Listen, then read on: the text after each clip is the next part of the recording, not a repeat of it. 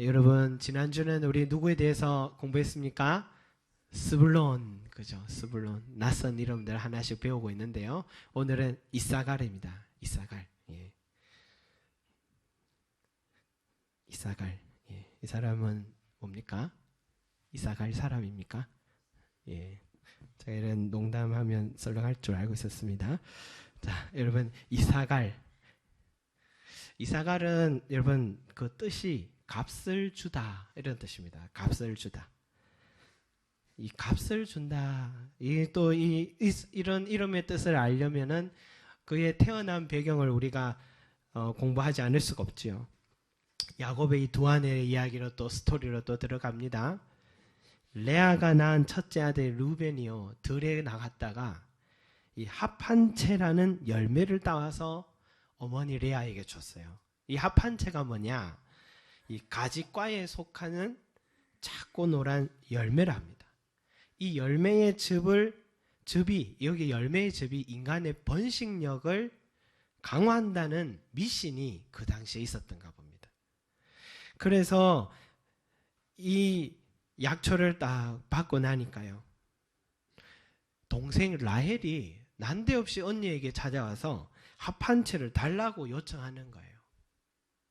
언니는 그동안 자식을 5이나 낳았지만 나는 하나도 얻지 못했다 이런 이유입니다. 언니는 그만큼 낳았지만 나는 못 낳았다 이거죠. 순간 레아도 화가 났지 않겠어요? 넌 내 남편을 빼앗는 것도 모자라서 내 아들 가져온 합한채도 빼앗고자 하느냐? 하면서 화를 낸 거예요. 그때 라헬이 이렇게 말합니다. 그러면 언니의 아들의 이 합한채 대신에 오늘 밤에 내 남편이 언니와 동침하리라 라고 했습니다. 그러니까 순간 두 사람은 모종의 거래가 이루어지는 거죠. 솔직히 언니에게 더 이상 자식의 복은 큰 의미는 없죠. 이미 벌써 4-5이나 낳았으니까 충분합니다. 이미 동생이 한 명도 낳지 못한 사이에 5이나 낳았기 때문에 자식 복에 있어서는 동생에게 승리했습니다. 그러나 남편 복은 패배했습니다. 남편 복은 패배했습니다. 자식을 하나 얻는 것보다 남편의 사랑을 얻는 것이 더 큰 기쁨이었습니다. 반대로 라헬에게 있어서는 남편 복은 이제 의미가 없습니다. 남편의 마음은 흔들리지 않을 것을 알기 때문입니다. 한눈 팔지 않을까 합니다. 그래서 하룻밤 언니에게 내어줘도 괜찮습니다. 그러나 하나의 자식만큼이라도 얻고 싶었습니다. 그래서 두 사람은 모종의 거래가 이루어진 겁니다. 그런데 아이러니하게도요. 여러 날이 지나 합한채를 복용한 라헬은 아이를 얻지 못합니다. 그 좋다는 약을 먹어도 효과를 못 얻은 거죠. 근데 남편과 하룻밤을 지낸 레아가 또 자식을 얻게 된 것입니다. 이 사건에 있어서 승리는 누굽니까? 레아입니다. 언니 레아입니다. 왜냐? 효력도 없는 합한채를 줌으로 인해 남편의 사랑도 얻고 또 하나의 자식도 얻었으니까 승리한 거예요. 이렇게 대가를 지불해서 얻은 자식이었기 때문에 그 이름을 이사갈이다. 대가를 지불했다. 값을 치렀다라고 한 거죠. 여러분 아들 루벤이 가진 소중한 합한채를 동생에게 값을 치르고 하루 동안 남편을 얻고 자식을 얻었던 거죠. 그러나 여러분 값을 치렀다라는 이 이사갈이라는 이름이 정확한 이름이냐 이거죠. 정확한 이름이냐. 합한채를 줌으로 인해 얻은 자식이긴 한데 그 합한채가 뭡니까? 정확한 값을 치르지는 못했습니다. 그 합한채는 미신이었지 동생 라헬이 남편을 내어줄 만큼의 효력 있는 신비의 약초는 아니었단 겁니다. 그렇다고 여러분 레아도 그걸 알고 내어준 건 아니죠. 레아도 이 약초를 내어줄 때는 아까워할 만큼 소중히 여겼습니다. 다시 말해서 합한채는 값을 치를 만한 가치는 없는 약초였고 또 라헬을 통해 증명된 것처럼 번식력이란 효능은 없는 것이었습니다. 고로 이사갈은 정당한 대가를 치르고 얻은 자식이란 뜻이 아니다라는 겁니다. 뜻은 값을 치렀다는 거지만 정당한 대가는 아니었다고 할 수 있습니다. 그러면 여러분 어떻게 낳은 자식입니까? 이사가라는 어떻게 낳은 자식입니까? 이 자식은 정당한 대가를 주고 낳은 자식이 아니라 이 자식은 하나님의 은혜로 낳은 자식입니다. 그저 남편의 품에 하루라도 안겨서 잠을 자고 싶은 한 여인의 마음이었고 기대조차 하지 않았던 아이였습니다. 그런데 그저 받은 은혜라는 겁니다. 대가를 치른 것은 은혜가 아니에요. 그저 받은 것이기 때문에 은혜입니다. 이사갈은 합한채란 대가를 치르고 얻은 자식이라고 이름은 지었지만 그저 받은 은혜의 선물이라고 볼 수 있습니다. 여러분, 이사갈이 태어난 배경을 생각하면 우리에게 주는 의미가 있지 않나 생각합니다. 여러분, 교회 세습, 대형 교회 문제들 우리가 앉으면 이야기들 많이 하죠. 재정적인 타락이 왜 일어나는지. 이 교회가 여러분 왜 그런 일이 일어나냐? 이 교회가 세워지기까지 나의 젊음을 다 바쳤다고 대가를 치렀다고 생각하기 때문에 일어나는 일들입니다. 그 교회가 세워지기까지 주님께서 얼마나 은혜를 베풀어 주셨는지는 까맣게 잊어버리고 내가 수고한 것만 생각하는 거예요. 목회자들을 안타까워하는 여러분의 삶은 여러분 안 그런 줄 아십니까? 여러분들이 지금 세우고 있는 그 사업장 위기와 어려움이 올 때면 여러분 어떻게 하십니까? 하나님께 은혜를 구하지 않습니까? 온 교회가 함께 기도하지 않습니까? 그래서 하나님께서 은혜를 주시면 어떻게 합니까? 또다시 내 안에서 내가 이렇게 대가를 치렀는데 하면서 하나님이 주신 은혜를 잊어버린 것 아닙니까? 이게 인간의 모습입니다. 실은 은혜로 살아왔는데도 그 은혜는 기억하지 못하고 내가라는 생각이 이 하나님의 주권을 인정하지 못하게 만든다는 겁니다. 그때부터 내 삶은 삐걱거리기 시작하는 겁니다. 삐걱거리는 소리는 그때부터 일어나는 겁니다. 내가라고 얘기하고 내가라고 생각할 때부터입니다. 지난주에 제자훈련을 하면서요, 욥에 대해서 배움이 있었습니다. 욥은 여러분 삶이 풍성할 때도 하나님의 주권을 두려워하고 자식들이 잔치를 베풀고 나면 바로 제사를 드리며 하나님 앞에 죄를 지은 것이 없나 깨끗하게 하려고 늘 노력했습니다. 한번 말씀 한번 볼까요? 같이 한번 읽어보겠습니다. 시작. 그들이 차례대로 잔치를 끝내며 욥이 그들을 불러다가 성결하게 하되 아침에 일어나서 그들의 명수대로 번제를 드렸으니 이런 욥이 말하기를 혹시 내 아들들이 죄를 범하여 마음으로 하나님을 욕되게 하였을까 함이라. 욥의 행위가 항상 이러하였더라. 아멘. 항상 이러했다 했습니다. 왜냐? 여러분, 하나님 앞에서 내가 성결하지 못하면 지금 내가 소유하고 있는 이 모든 것이 물거품처럼 사라질 수 있는 것도 욥은 너무 잘 알았기 때문입니다. 욥은 자식들이 다 죽고 가지고 있던 재산을 다 잃어버렸던 바울인 그때도 지금 이렇게 말합니다. 다음 말씀 한번 볼까요? 같이 읽겠습니다. 시작. 욥이 일어나 겉옷을 찢고 머리털을 밀고 땅에 엎드려 예배하며 이르되 내가 모태에서 알몸으로 나와산즉 또한 알몸이 그리로 돌아갈지라.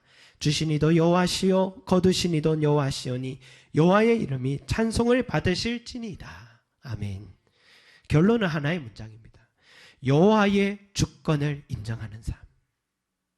이것이 욥의 삶의 핵심 문장입니다.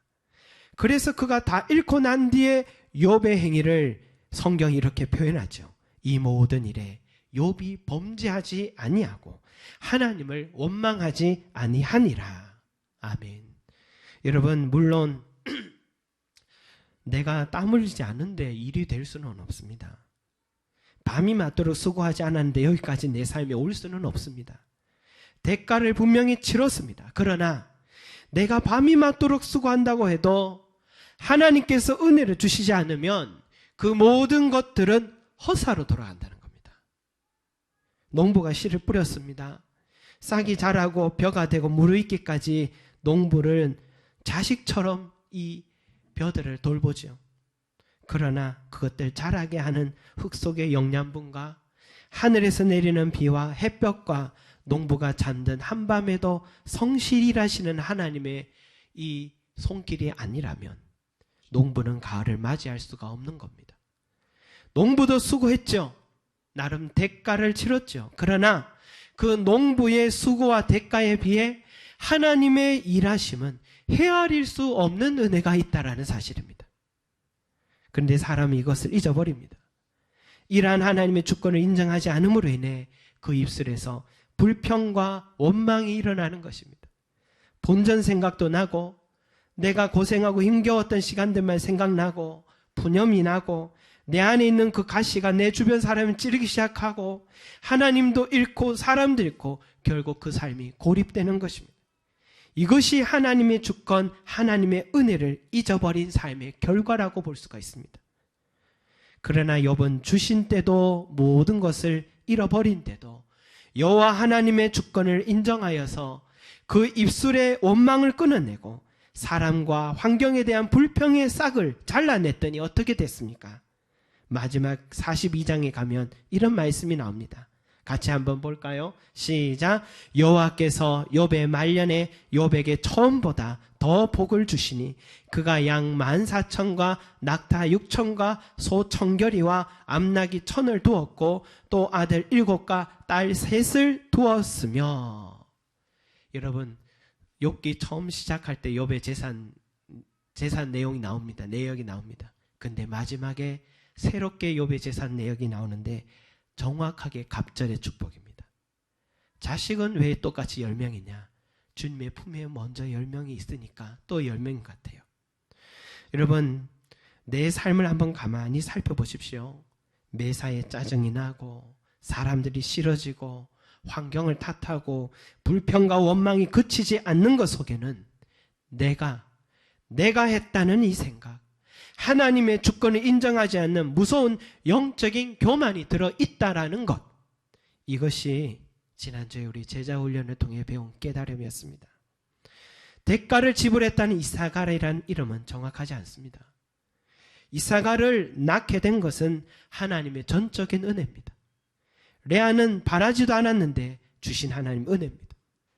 생명은 자연의 약초가 만들어주는 게 아니라 하나님의 손길로만 허락되는 겁니다. 여러분, 생명이 만들어지는 그것만 그럴까요? 생명을 이어가는 일도 하나님의 일입니다. 하나님의 주권 속에 있는 일입니다. 우리의 삶을 지으신 하나님께서 우리의 삶을 세워가고 이어가고 연속케 하는 일도 하나님의 주권 속에 있다는 겁니다. 생명력은 하나님께로부터 나오기 때문이다라는 겁니다. 오늘 저와 여러분의 삶을 이렇게 지탱시키시고 헤아릴 수 없는 은혜로 채워주시는 분을 기억하시길 바랍니다. 제가 금요 기도를 하면서요, 마음에 그때까지 또 이런저런 생각이 들었던 것 같아요. 최근에 교회 차량, 또 사택, 또 유지비 확장될 일들 많잖아요. 조금씩 근심이 찾아오더라고요.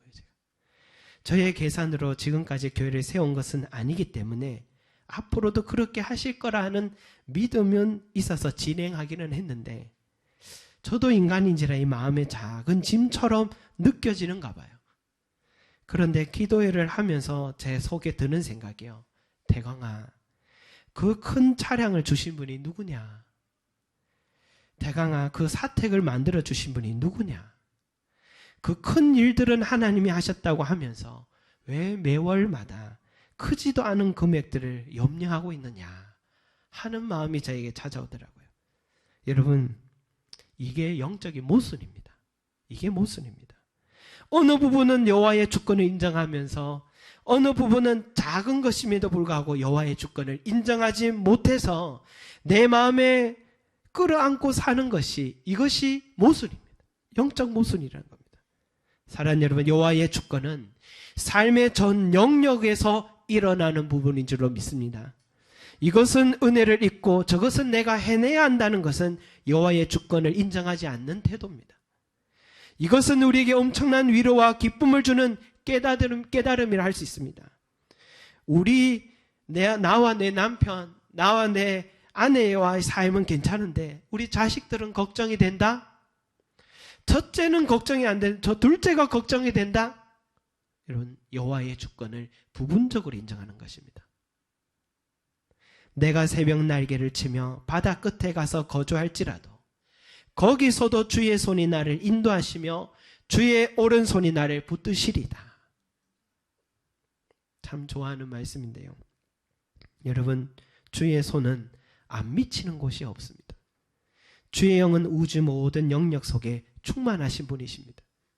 그러니 우리는 모든 상황 속에서 주의 손이 나를 인도하실 것을 믿게 되어 감사하고 두려워하지 않을 수가 있는 겁니다.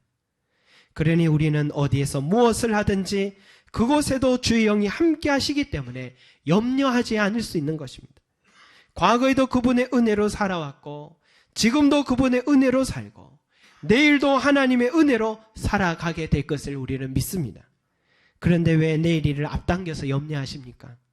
내일 일은 내일 염려하고 오늘을 즐거워하시면 됩니다. 오늘 나와 함께 하시는 하나님의 은혜는 내일도 동일하게 함께 해주시고 동일하게 은혜를 부어주시기 때문입니다. 여러분, 이보다 더 큰 위로가 어디 있습니까? 이보다 더 큰 은혜가 어디 있습니까? 이렇게 좋은 하나님 어디 계십니까? 그래서 모세가 이사갈 지파를 축복하면서 이렇게 말하는 겁니다. 우리 같이 한번 말씀 한번 읽어볼까요? 18절 19절 시작. 스불론에 대하여는 일렀으되 스불론이여 너는 밖으로 나감을 기뻐하라. 이사갈이여 너는 장막에 있음을 즐거워하라. 그들이 백성들을 불러 산에 이르게 하고 거기에서 의로운 제사를 드릴 것이며 바다의 풍부한 것과 모래에 감추어진 보배를 흡수하리로다. 아멘. 여러분, 스불론은 어디 쪽에 있다 했습니까? 바닷가 쪽으로 집을 얻었다 했지 않습니까? 이사갈은 어디로요? 산을 향하여서 땅을 얻은 것입니다. 육지 쪽으로 얻은 거죠. 그런데 성경 말씀에 뭐라 합니까? 스불론을 향해서 너희는 밖으로 나감을 기뻐하고 너희는 밖으로 나감을 기뻐하고 이사갈을 향하여서 너는 장막에 있음을 즐거워하라. 모세가요 이렇게 축복했습니다. 스불론과 이사갈은 따로따로 축복한 게 아니라 함께 묶어서 지금 같이 축복하는데 너희는 스불론 너희는 바닷가 밖으로 나감을 기뻐하고 이사갈 너희는 육지 안쪽으로 들어옴을 장막으로 들어옴을 기뻐하라. 그렇게 말했습니다. 이 말은 뭐냐면 어디에 너희가 살든지 모든 것이 은혜임을 알고 기뻐하고 즐거워하라는 것입니다. 이 말은 어디에 있든지 너희에게 하나님의 은혜는 끊어지지 않고 있으니 염려하지 말고 기뻐하며 즐거워하라는 말씀인 겁니다.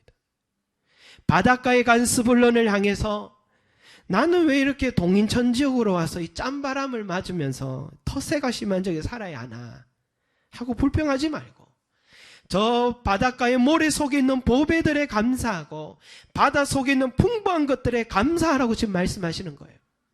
반대로 이사갈을 향해서 나는 왜 이렇게 대구 분지 같은 이 더운데 여름엔 덥고 겨울에는 또 따뜻할 줄 알았는데 겨울에도 추운 왜 이런 지역에 살게 하시나 하며 불평하지 말고 그들이 백성들을 불러 산에 이르게 하고 거기에서 의로운 제사를 드릴 것이며 라고 오히려 축복하고 있는 겁니다. 여러분. 무슨 말이냐면 이사갈이 소유하고 있는 이 땅 중에서 다볼산이라는 산이 있는데 그 당시에 다볼산은 후대에 세워졌던 예루살렘 성과 같이 하나님의 임재가 있는 산이 이 다볼산이었습니다. 그래서 이 다볼산 하나님의 산이 있는 곳이기 때문에 하나님의 산 속에 둘러싸여 있으니까 죄송합니다. 하나님이 너희를 지켜주신다라는 겁니다. 하나님의 산이 너희를 둘러진치고 있으니까 하나님이 너희를 지켜주신다는 겁니다. 이 산을 향하여 여러분 수많은 백성들이 제사를 드리러 오지 않겠습니까? 예배를 드리러 오지 않겠습니까? 얼마나 많은 사람들이요 전국에서 이 이사갈 지파 쪽으로 사람들이 찾아와 다볼산에 올라와서 예배를 드리는 겁니다. 얼마나 복받은 땅입니까? 복받은 지역입니까, 여러분? 여러분 각자의 불편한 환경을 탓하지 말고 각자에게 주신 은혜를 기억하고 기뻐하고 감사하라는 말씀을 마음에 새기시기 바랍니다. 사랑하는 여러분, 가을은 감사의 계절이죠. 가을은 감사의 계절입니다. 오늘 예배를 드리려고 하는데 우리 세 가족분이 오셔서 감사한 소식을 이야기하는데 예배 전에 먼저 제 마음에 또 감사의 소식 들려주시는구나 하고, 또 기도하는 또 사모님도 감사의 기도를 드리고, 오늘 메시지도 감사해 하라고, 기뻐하고, 그리고 즐거워하라고, 감사하라고 하시는 이 메시지를 오늘도 주시는 우리 하나님은 저와 여러분들이 오늘 이 시간 감사하기를 원하신 것 같습니다. 여러분의 마음에 어떤 마음과 어떤 상황과 환경이 있을지 모르지만 지금 하나님의 음성에 귀 기울이시기 바랍니다. 감사하십시오. 감사하신다면 하나님께서 은혜 주실 줄로 믿습니다. 저희 교회가 여러분 이 땅에 세워주심 감사합니다. 이 지역에 다른 교회가 없음도 또한 감사합니다. 아래 위로 교회 있고 한 집 건너 교회 있으면 덕이 안 되잖아요. 그런데 이곳에는 사람들이 잘 오지 않아서인지 교회가 우리밖에 없어서 정말 감사합니다. 등대처럼 세워주신 것 감사합니다. 멀리서도 이렇게 교회 세워가라고 보내주신 성도들이 있어서 감사하고, 이 땅에서 한 분 한 분 만나서 우리 교회 바쁩니다. 화요일에는 성경 파노라마하고, 수요일은 수요 예배와 제자 훈련하고, 목요일은 전도하고, 금요일은 기도회하고, 어떻게 이렇게 하나하나 정기적인 집회와 성경 공부들이 진행되는지 감사합니다. 사람은 뭐 몇 사람 안 돼도 진행되는 게 감사해요. 교회 차량 주심도 감사하고, 또 저희들의 또 사택 주셔도 감사하고, 다 주께서 하신 일이기에 주님께 감사했습니다. 여러분, 우리 개인의 삶에도 감사하시기 바랍니다. 거할 집 주심도 감사하고, 땀 흘릴 수 있는 직장과 사업장 주심도 감사하고, 자식들이 이렇게 잘 커준 것도 감사하고, 자식들 양육하고 교육할 수 있게 하심도 감사하고, 무엇보다도 내가 섬길 수 있는 주의 몸된 교회 허락해 주심도 감사하고, 우리 가족 건강 지켜주심도 감사하고, 매일마다 일용할 은혜로 오늘도 채워주시고 인도해 주심 감사하고, 밖에 나가서도 감사하고 장막에 들어와서도 감사하는 그런 감사하는 성도가 되시기를 소망합니다. 바로 그러한 감사하는 마음, 이것이 있는 사람이 진정한 예배자요, 진정한 그리스도인입니다. 불평하지 마시 바랍니다. 불평하는 데는 나름 이유가 있지요. 뭔가 내 삶에 불편한 점이 있으니까 그렇겠죠. 나름 속상한 일이 있으니까 그렇겠죠. 그러나 그 불편함과 어려움도 시간이 지나면 다 나를 위한 하나님의 은혜의 계획이 그 속에 숨어 있고, 나를 더욱 아름답게 빚어가시려는 하나님의 섭리가 그 속에 있음을 기억하셔서 그 불편한 중에도, 고난 중에도 감사하시기를 바라겠습니다. 이것이 하나님의 주권을 인정하는 삶의